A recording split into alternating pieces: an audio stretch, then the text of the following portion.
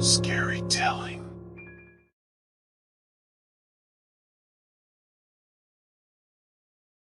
I had always been taught to respect authority, to follow the rules no matter what.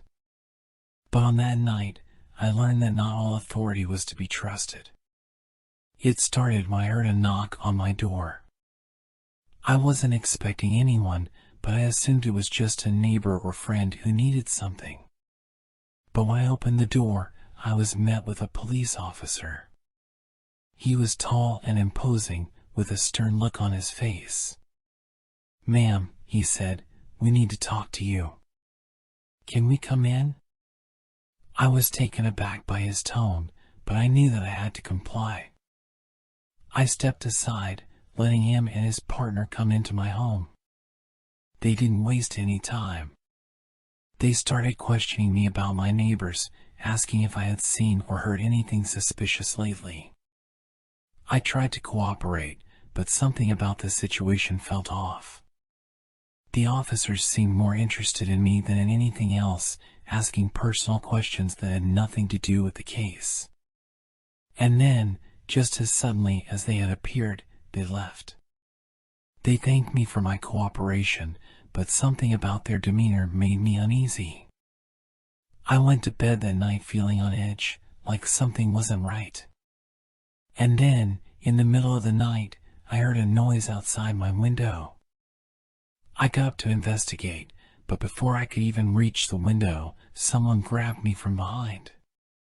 It was the police officer from earlier, his face twisted into a snarl. I tried to fight him off, but he was too strong. And then I felt his sharp fangs tear into my throat, draining me of my blood. As the darkness consumed me, I realized my mistake. I had trusted the wrong authority, and now I was paying the price. I woke up in a dimly lit room, my body weak and my mind foggy. I didn't know where I was or what had happened to me. And then, as my eyes adjusted to the darkness, I saw him. The police officer from earlier, sitting in the corner of the room, watching me with those cold, unfeeling eyes. He explained to me that he wasn't really a police officer, but a member of a secret society that had been living among us for centuries. They were vampires, creatures of the night who fed on the blood of the living. I couldn't believe what I was hearing. It seemed like something out of a horror movie, not something that could actually exist in the real world. But as the days went by, I learned that it was all too real. I saw the other members of the society lurking in the shadows, waiting for their next victim. They explained to me that they had been living among us for centuries, manipulating us, using us for their own purposes. They had infiltrated every level of society, from government officials to law enforcement officers to celebrities and influencers. And they had a plan. A plan to take over the world, to make humans their slaves, to rule over us with an iron fist. I tried to resist, to fight back, but it was no use. They were too powerful, too entrenched in every aspect of society. I was just a pawn in their game, a mere mortal caught in the middle of an ancient struggle. And then, just when I thought all was lost, I met someone. Someone who had been fighting against the vampires for years, trying to expose them for what they really were. She was a hunter, a member of a secret society of her own. She showed me how to fight back, how to use the vampires' weaknesses against them. With her help, I managed to escape from the vampires' grasp. We fought our way through their ranks, taking down as many as we could. But it wasn't enough. The vampires' power was too great, their influence too strong. We knew that we had to do something drastic, something that would strike at the heart of their organization. And so, we came up with a plan. We would infiltrate their headquarters, take out their leaders, and destroy their source of power. It was a dangerous plan, but we knew that it was the only way to stop them. We trained for weeks, honing our skills, preparing for the final battle. And then, on the night of the full moon, we made our move. We stormed the vampires' headquarters, fighting our way through their minions, taking down anyone who stood in our way. And in the end, we succeeded. We took down their leaders, destroyed their source of power, and freed their captives. It was a hard-won victory, but it was worth it. We had saved countless lives, stopped the vampires' plan for world domination. But even as we celebrated our victory, I knew that the vampires' influence still lingered. They were out there, waiting, watching, biding their time until they could strike again. And I knew that I would have to be ready, to be vigilant, to never let my guard down. Because in this world, the true nature of authority was never what it seemed. After the battle against the vampires' organization, life had changed for me. I could no longer see the world as I once did. I was aware of the unseen world lurking just beneath the surface, waiting to pounce at any moment. I joined the society of hunters that had saved me, dedicated to fighting the forces of darkness and protecting the innocent. It was a hard life, but it was worth it. I felt like I was making a difference, like I was part of something bigger than myself. But the vampires' influence still lingered. I would see signs of their presence, hear whispers of their schemes. And I knew that we would have to be ever vigilant, to never let our guard down. And then, one day, I got a call. It was from an old friend, someone who I hadn't spoken to in years. She told me that something strange was happening in her town, something that she couldn't explain. People were disappearing, strange symbols were appearing on the walls, and there were rumors of a cult operating in the area. I knew that I had to investigate. I gathered my gear and headed out, determined to get to the bottom of whatever was going on. As I arrived in the town, I could feel the darkness creeping in. The air was thick with the scent of blood and the whispers of the unseen world. I met with my friend, and together we started investigating. We talked to locals, scoured the area for clues, and searched for any signs of the cult's presence. And then we found it. A small abandoned building on the outskirts of town, covered in strange symbols and surrounded by a sense of malevolence. We knew that we had to investigate further. We cautiously made our way inside, expecting the worst. But what we found was beyond anything we could have imagined. Inside the building was a chamber filled with dark energy and strange artifacts. And in the center of the room, standing on a pedestal, was a book. A book that radiated a sense of pure evil, a book that we knew had to be destroyed. But before we could even touch it, we were attacked. The cult members came out of nowhere, armed with weapons and ready to kill. We fought them off as best we could, but there were too many. We were outnumbered and outmatched. And then I saw him. The police officer who had attacked me all those years ago. He was there, leading the cult, his eyes glowing with malevolence. I knew that we had to stop him, to take him down once and for all. And so I made a desperate move, throwing everything I had at him, hoping to finally put an end to his reign of terror. It worked. He fell to the ground, defeated, his body dissolving into dust. But the victory was bittersweet. We had lost so much, sacrificed so much, just to get to this point. And as we left the building, the book destroyed and the cult scattered, I knew that the vampire's influence still lingered. And I knew that we would always have to be ready to fight against the darkness, no matter the cost. For years, I fought against the forces of darkness.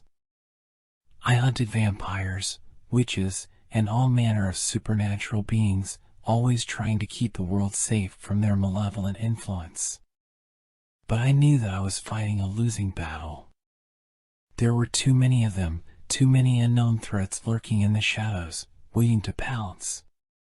And then, one day, I got a call. It was from an old friend, someone who I hadn't seen in years. She told me that the vampires were planning something big, something that would change the world forever. They had uncovered an ancient artifact, one that could give them the power to rule over humanity. I knew that we had to stop them, to prevent them from gaining this power. I gathered my team, the hunters who had fought alongside me for years, and we set out to stop them. The journey was long and treacherous. We fought our way through hordes of vampires, their fangs bared and their eyes blazing with hunger. But we were determined. We knew that this was the final battle, the one that would decide the fate of the world. And then we arrived at the vampire's stronghold. It was a massive castle, surrounded by a moat of blood and guarded by countless minions. We knew that the artifact was inside, waiting to be used for the vampire's dark purposes. We had to stop them, no matter what the cost. We stormed the castle, fighting our way through wave after wave of vampires. We were outnumbered and outmatched, but we fought on, knowing that the fate of the world hung in the balance. And then we saw it. The artifact, glowing with an otherworldly energy, waiting to be used by the vampire's leader. We knew that we had to stop him, to prevent him from gaining this power. We fought our way through the castle, pushing ourselves to the limit. And then, in the final showdown, we faced off against the vampire's leader. He was powerful, with eyes that glowed with an otherworldly energy. But we were determined. We fought with all our strength, pouring every ounce of willpower into our attacks. And then it was over. The vampire's leader fell to the ground, defeated. And with his defeat, the vampire's influence over the world was broken. We emerged from the castle, exhausted but relieved. We had saved the world from a fate worse than death. But as we looked out over the world, we knew that the fight was never truly over. There would always be new threats, new dangers lurking just beneath the surface. But for now, at least, we could rest easy, knowing that we had saved the world from the forces of darkness.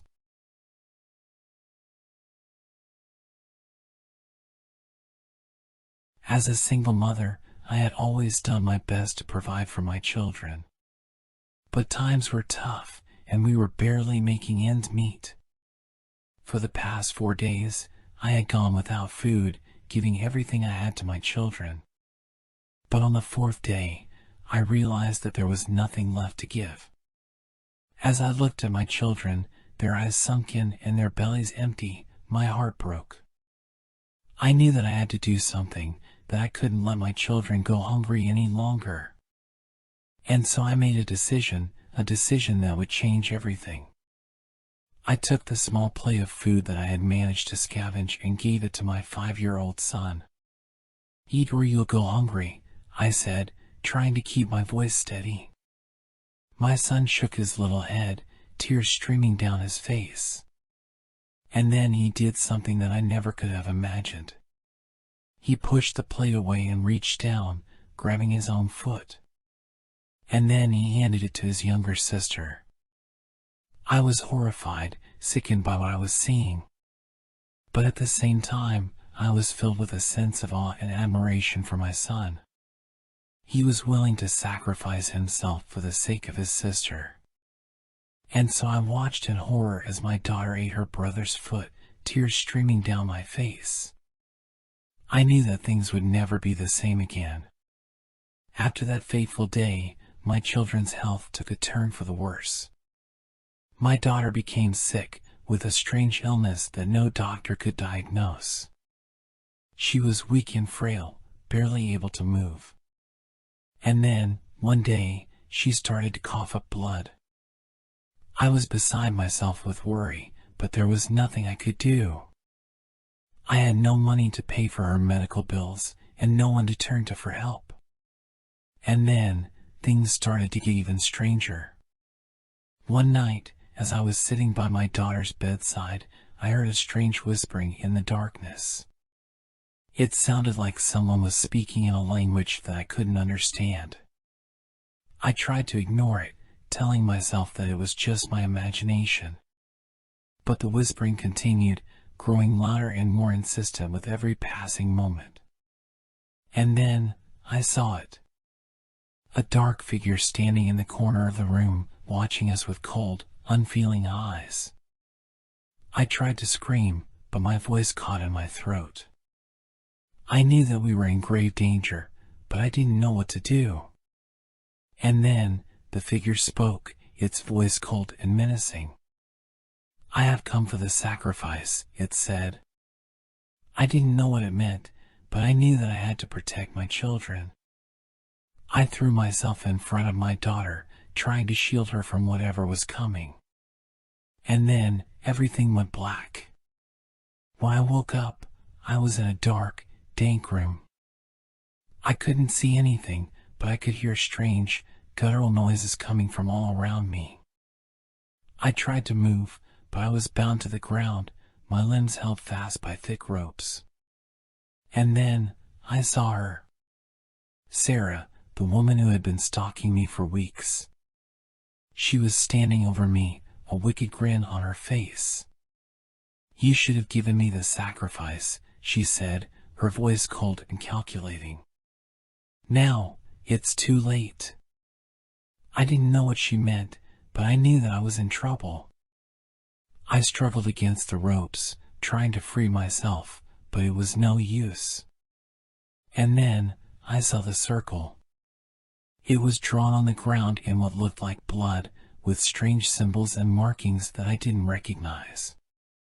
Sarah started to chant, her voice rising in intensity as she called forth some kind of dark power.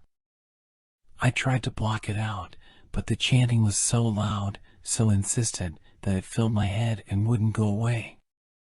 And then, I saw it. A dark, shadowy figure rising up from the circle, its eyes glowing with an otherworldly light. I knew that we were in grave danger, that we were dealing with forces that were beyond our understanding. But I also knew that I had to fight back, to do whatever it took to protect my children.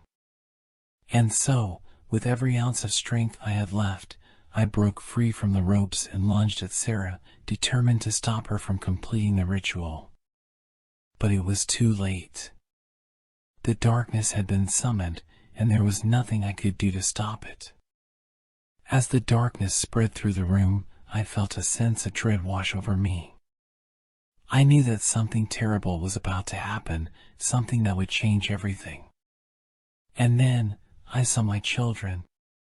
They were standing in the corner of the room, their eyes wide with terror. I tried to reach out to them, to tell them that everything would be all right. But before I could even speak, the darkness consumed them. Their bodies started to contort and twist, their faces taking on an otherworldly aspect. And then, they started to speak, their voices echoing with a dark, sinister tone. "We are the sacrifice," they said in unison. "We have been chosen to appease the darkness." I didn't know what to do.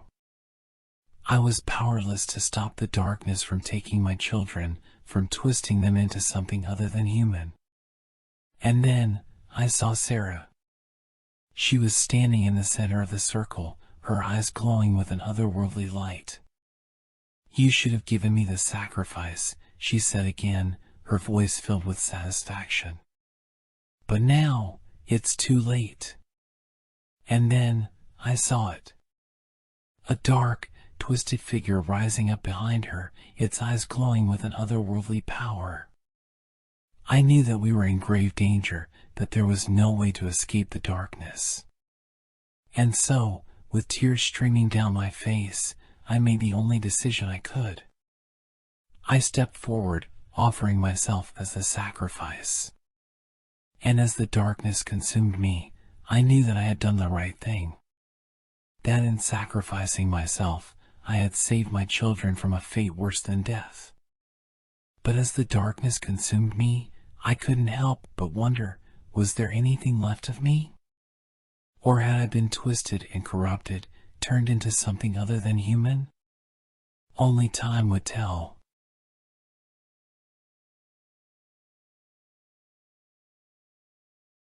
I was sitting in the living room, watching TV when I heard my daughter's footsteps running towards me. She looked happy, as if she had just seen her favorite toy. She had a big smile on her face, and her eyes were shining with excitement. "Daddy's home! Daddy's home!" she exclaimed, jumping up and down. I looked at her in confusion. "What are you talking about, honey? Daddy's been missing for over a year now." She looked at me, still smiling. "No, Mommy, I saw him. He's in the backyard." My heart started racing. Could it be true? Could my husband really be back after all this time? I got from the couch and ran towards the backyard with my daughter in tow. As we got closer to the back door, I felt a sense of dread. What if it wasn't my husband? What if it was something else, something sinister? I opened the door slowly, peeking outside.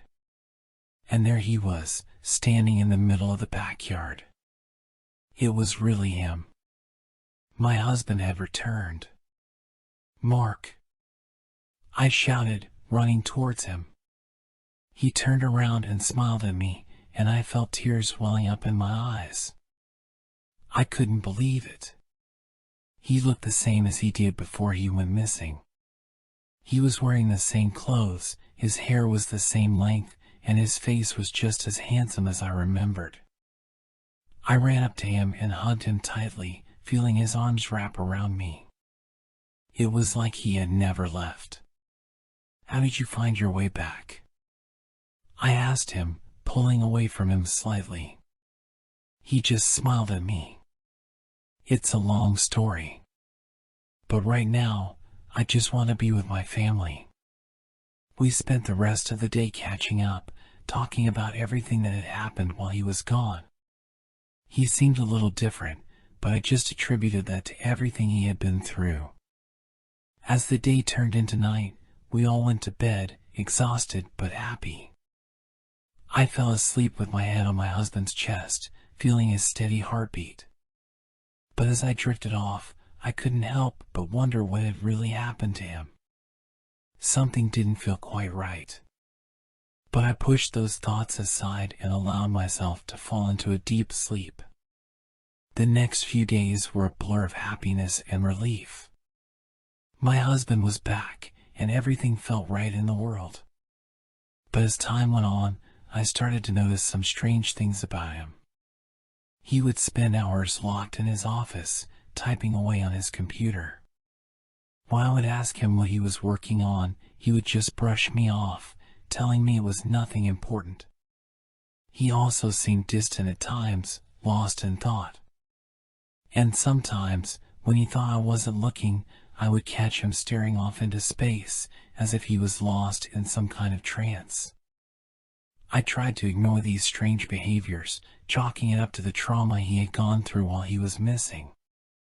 But the more time went on, the more I started to worry. One day, when my husband was out running errands, I decided to take a peek into his office. As soon as I opened the door, I felt a chill run down my spine. The room was dark, and the air was thick with the smell of musty books and something else I couldn't quite put my finger on. As I made my way over to his desk, I saw that his computer was still on. I hesitated for a moment, wondering if I should snoop around. But something inside of me told me that I needed to find out what was going on. As I started to scroll through his documents, I felt my heart start to race. What I found was something I never could have expected. My husband had been researching dark magic, spells and incantations that were meant to bring the dead back to life. There were pages upon pages of notes, diagrams, and instructions on how to perform these rituals. I felt my knees buckle beneath me as I read through the words on the screen. This wasn't my husband. This was something else, something evil. As I sat there, frozen in fear, I heard the sound of the front door opening. My husband was home. I quickly shut off his computer and made my way out of the room, my heart pounding in my chest. I knew that I needed to confront him to find out what was going on. But as I made my way towards him, I saw something that made me stop dead in my tracks. There was a look on his face, a coldness in his eyes that I had never seen before. And then he spoke. "I see you've found my little project," he said, a smirk playing at the corners of his lips.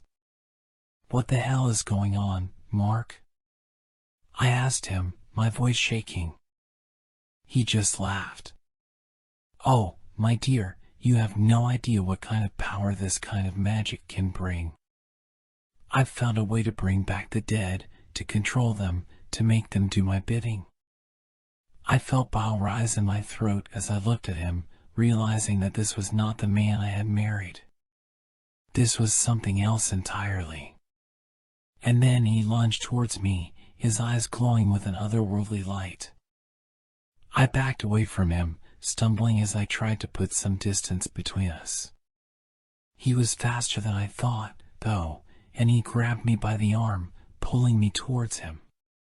"You can join me, you know," he said, his breath hot on my face. "Together, we can be unstoppable." I shook my head, trying to free myself from his grasp. "No, I won't be a part of this. This isn't right." He just laughed, his grip tightening. "You don't understand, my dear. With this kind of power, we can have everything we've ever wanted. Money, fame, love. We can make the world bend to our will." I struggled against him, but he was too strong. And then I saw something out of the corner of my eye, something that made my heart skip a beat. It was a figure, standing in the doorway, watching us with empty eyes. It was my husband. But it wasn't the man I had known and loved. It was something else entirely, something that had been brought back from the dead. My real husband was gone, replaced by a shell of a person, a puppet controlled by dark magic. I screamed, trying to break free from the grip of the thing that used to be my husband. But it was no use. I was trapped, and there was no escape. As the figure in the doorway stepped forward, I saw that there were others behind it, all of them the same, all of them empty vessels controlled by my husband's magic. And then everything went black. When I woke up, I was in a dark room, my hands and feet bound. I tried to move, but the ropes were too tight. And then I heard a voice, my husband's voice, but it was different, distorted somehow. "You shouldn't have gone snooping around, my dear. Now, you're going to be a part of my grand experiment." I felt fear grip me as I realized what he meant. He was going to use me, to control me like he had controlled the others. But I wasn't going to let that happen. I struggled against the ropes, feeling them start to loosen. And then I saw something that gave me hope. There was a small crack in the wall, letting in a sliver of light. It was my only chance. I twisted my body, using all my strength to break free from the ropes. And then I ran towards the wall, slamming my shoulder against it. It took a few tries, but finally, the crack widened enough for me to slip through. As I made my way through the darkness, I heard the sound of footsteps behind me, my husband's voice calling out my name. But I didn't stop. I kept running, knowing that I needed to get as far away from him as possible. Finally, I burst through the door, into the light of day. I took a deep breath, feeling the cool air fill my lungs. But as I turned to run, I saw something that made me freeze in my tracks. There were dozens of figures, all around me, all of them controlled by my husband's magic. And they were closing in. I had nowhere to go. Everywhere I looked, there were more of them, their eyes vacant and their movements jerky. I tried to back away, but they were closing in on me, their arms outstretched.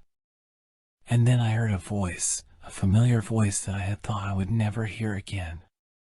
It was my daughter's voice, calling out to me. "Mommy! Over here!" I turned towards the sound, seeing her standing at the edge of the woods. She had a determined look on her face, and I knew that I could trust her. I started running towards her, the figures still closing in on me. But as I got closer to her, I saw something that made me stop in my tracks. She was holding a small knife in her hand. "Take this, Mommy," she said, thrusting it towards me. "It's the only way to stop them." I took the knife, feeling its weight in my hand.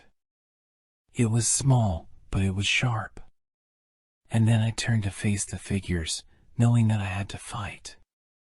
At first, it was a blur. I swung the knife, feeling it connect with flesh. I heard screams, both human and inhuman. But as I kept fighting, something inside of me clicked. I realized that I wasn't just fighting for myself. I was fighting for my family, for my daughter, for my real husband who was lost somewhere inside of this darkness. I fought with all my strength, feeling the sweat pour down my face. And then, finally, it was over. The figures lay on the ground around me, motionless. I looked down at the knife in my hand, feeling a sense of satisfaction wash over me. And then I saw something that made me freeze once again. My husband was standing a few feet away, a look of anger on his face. "You shouldn't have done that," he said, his voice low. I didn't know what to do. I had fought so hard to get away from him, to escape his control. But now he was here, standing in front of me, his eyes glowing with an otherworldly light. And then I saw something that gave me hope. It was a glimmer of light, off in the distance. It was a way out, a way to escape this darkness. I ran towards it, feeling my husband's grip on my arm. But I kept going, kept pushing, until finally, I was out in the open air. I looked back, seeing my husband standing in the darkness, his eyes blazing with a kind of fire that I had never seen before. But I didn't stop. I kept running, knowing that I had to keep going, keep pushing, until I was free. And then I saw it. The light at the end of the tunnel. The way out of the darkness. I ran towards it, feeling my heart pounding in my chest. And then, finally, I burst through into the sunlight. I fell to my knees, tears streaming down my face. I had made it. I had survived. And then I heard a voice, a familiar voice that made my heart skip a beat. It was my real husband, the man I had loved and lost. "Are you okay?" he asked me, his eyes filled with concern. And then I knew that everything was going to be all right.